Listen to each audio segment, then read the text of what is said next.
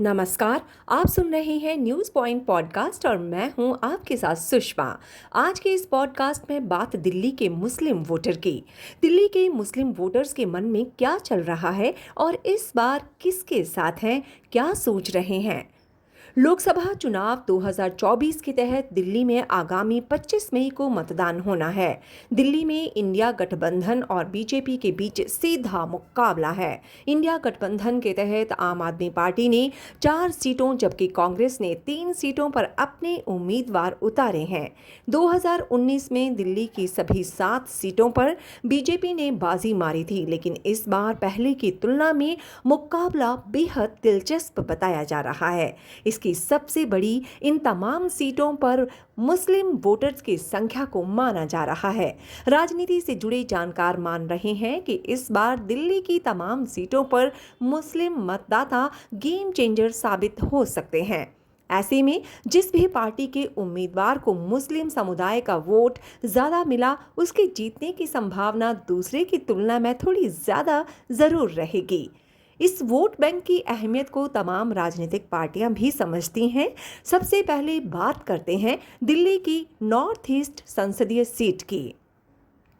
ये सीट वर्ष 2002 में गठित भारत के परिसीमन आयोग की सिफारिश के बाद वर्ष 2008 में अस्तित्व में आई। 2009 में इस सीट पर पहली बार लोकसभा चुनाव के लिए मतदान डाले गए।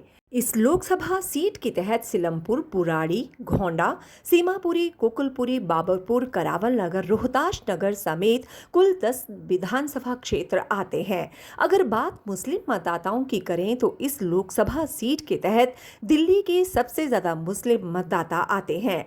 इस सीट पर मुस्लिम मतदाताओं का कुल प्रतिशत 20.7% है।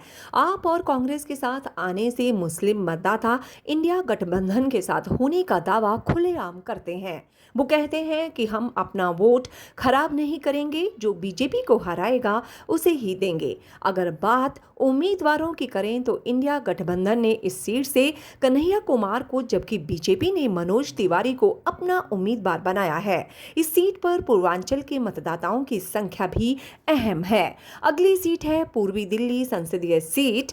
मुस्लिम आबादी के हिसाब से ईस्ट दिल्ली दूसरे नंबर की लोकसभा सीट है। यहाँ मुस्लिम मतदाताओं की संख्या 16.8% है। यानी अगर इतने मतदाता किसी एक उम्मीदवार के पक्ष में वोट कर देते हैं तो उसकी जीत की संभावना काफी बढ़ जाती है।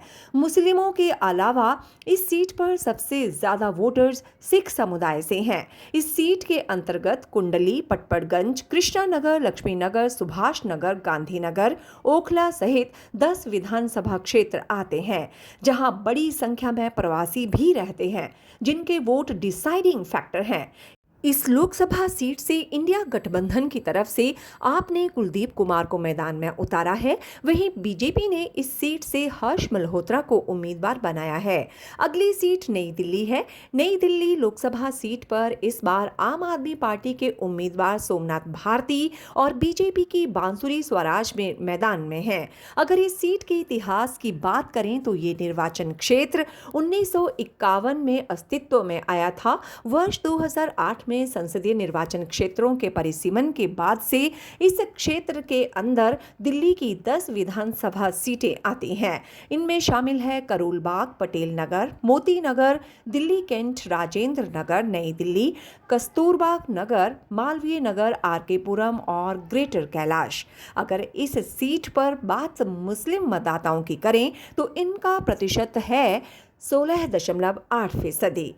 चांदनी चौक लोकसभा सीट पर इस बार कांग्रेस के जयप्रकाश अग्रवाल और बीजेपी के प्रवीण खंडेलवाल के बीच अहम मुकाबला है। बात अगर इस सीट पर मुस्लिम मतदाताओं की करें तो इनकी संख्या यहाँ 14% है।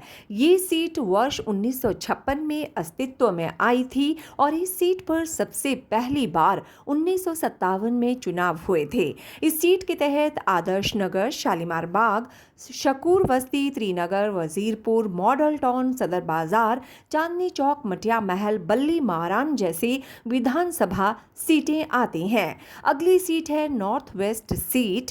मुस्लिम मतदाताओं की संख्या के लिहाज से नॉर्थ नॉर्थ वेस्ट दिल्ली की बेहद खास सीट है। यहाँ के कुल मतदाताओं की तुलना में मुस्लिम मतदाताओं की संख्या 10.6% है।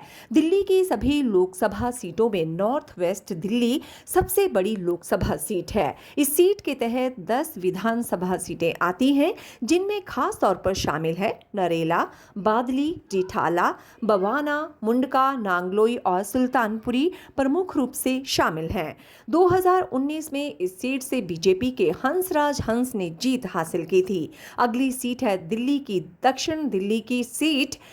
की दक्षिण दिल्ली लोकसभा सीट पर इस बार मुकाबला आम आदमी पार्टी के उम्मीदवार सहीराम पहलवान और भारतीय जनता पार्टी के रामवीर सिंह बिधूड़ी के बीच है। 2019 में इस सीट से बीजेपी के रमेश बिधूड़ी सांसद चुने गए थे। इस सीट पर अगर मुस्लिम मतदाताओं की संख्या की बात करें तो ये 7% है। अगली सीट आती है दिल्ली की पश्चिमी दिल्ली लोकसभा सीट पर इस बार बीजेपी ने भी नया उम्मीदवार मैदान में उतारा है। पहली बार यानी 2019 में इस सीट से बीजेपी ने प्रवेश वर्मा को मैदान में उतारा था, लेकिन इस बार बीजेपी ने उनकी जगह दक्षिण दिल्ली के पूर्व मेयर कमलजीत सहरावत को मौका दिया है। उनके सामने आम आदमी पार्टी की तरफ से महावल मिश्रा होंगे। अगर मुस्लिम मतदाताओं की बात करें तो इस सीट पर कुल मुस्लिम मतदाताओं का प्रतिशत 6.8% है। दिल्ली के मुस्लिम मतदाता इस बार इंडिया गठबंधन के साथ नजर आते हैं। बाकी नतीजे बताएंगे। अभी हम आपको क्या बता सकते हैं, क्या उनके दिल में है। सुनते रहिए न्यूज़ पॉइंट पॉडकास्ट, आपकी आवाज़।